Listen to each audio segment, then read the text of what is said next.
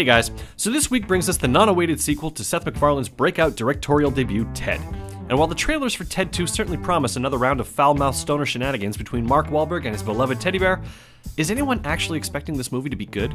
The reason I ask is because for every comedy sequel out there that delivers the goods by revisiting a concept in a new way and actually being funny, and there are only a few that do their originals justice, there are dozens upon dozens of lazy cash-ins that do little more than tarnish the humor that worked so well the first time around.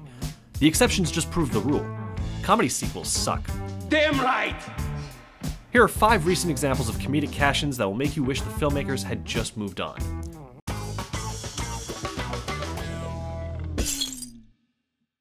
Number 5. Horrible Bosses 2. Horrible Bosses pulled in over $200 million against a measly $35 million budget by getting as much mileage as it could out of its simple premise.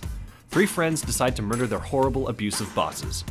Anyone who's ever worked for a jerk can easily get behind this. And the unexpected performances from the likes of Kevin Spacey, Colin Farrell, and Jennifer Aniston as the scumbag bosses in question helped make the concept fly. Half the fun of Horrible Bosses is watching these 3 chew the scenery with their over-the-top wickedness. When Horrible Bosses 2 came around, the premise became a little stale, the jokes were in poorer and poorer taste to compensate, and while Chris Pine was singled out for praise for his performance as the antagonist Rex, the whole thing felt like an unworthy retreat, and it showed in Horrible Bosses 2's receipts. The sequel took in only half of what the original made, which by any account was still a disgusting amount of money. Number 4. Anchorman 2, The Legend Continues. This one might actually be all of our faults. You see, vocally supportive fans are part of the reason this on-again, off-again production finally got a green light almost a decade after Anchorman first hit theaters.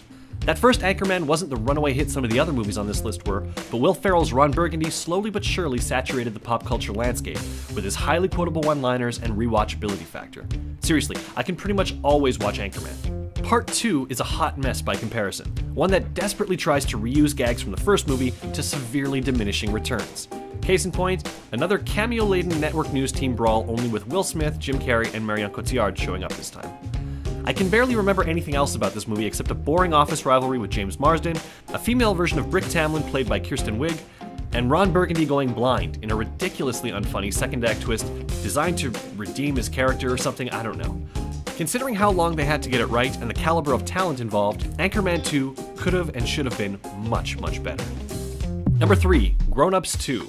Adam Sandler doesn't make a lot of sequels. I mean, why would he? With the exception of his dramatic work, he's basically been remaking Billy Madison since 1995. The reason Sandler gets away with it is because this comedy formula makes money. The 2 Grownups movies took in over $500 million in theaters, despite being universally badmouthed by critics. Now, I'm not too good to enjoy some of Adam Sandler's juvenile humor. I love Billy Madison and Happy Gilmore and The Wedding Singer. There are times when his brand of angry comedy just works. But if you add up all the funny moments from Grownups 2, it doesn't come anywhere close to justifying its 100-minute-long running time. The bulk of this film is spent on corny, cringe-worthy gags that feel like undeveloped first-draft ideas that wouldn't fly on Saturday Night Live at its worst. And it's filled with messages about growing up, dealing with bullies, and the importance of family and friends that are about as subtle as a sledgehammer, and which we got our fill of in the first Grownups movie. But since they bring in hundreds of millions of dollars and they don't cost a ton to make, expect Grownups 3 sometime soon. Number 2, The Hangover 2 and 3. The original Hangover movie was actually a pretty big deal. It became the highest-grossing R-rated comedy of all time, it made Bradley Cooper and Zach Galifianakis household names, and it was actually quite a hilarious comedy about a trio of friends trying to rescue the groom they lost during a bachelor party that went wildly off the rails.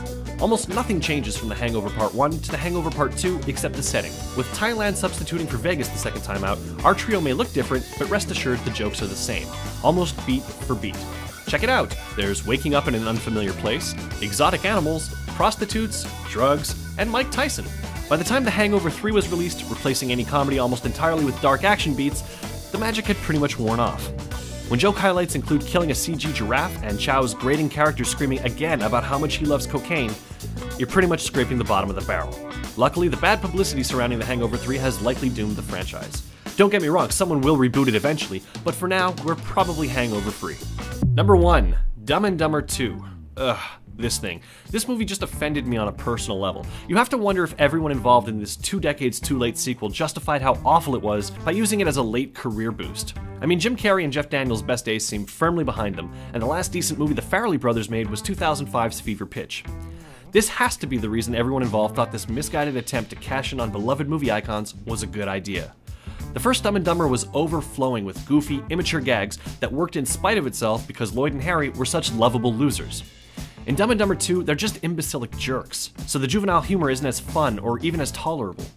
The script has them do all manner of mean-spirited stuff in a sad attempt to glean some chuckles. It works occasionally, but you catch yourself feeling bad for letting your basest instincts be manipulated for a gag. Dumb and Dumber 2 is almost bad enough to make the prequel Dumb and Dumberer look like a nuanced origin tale. Either way, the original was a crude comedy classic that will now forever be associated with these two subpar sequels. Now, it's too early to say if a similar fate awaits Ted 2. I really like Ted, a lot, so I hope Seth MacFarlane has figured out how to capture comedic lightning in a bottle.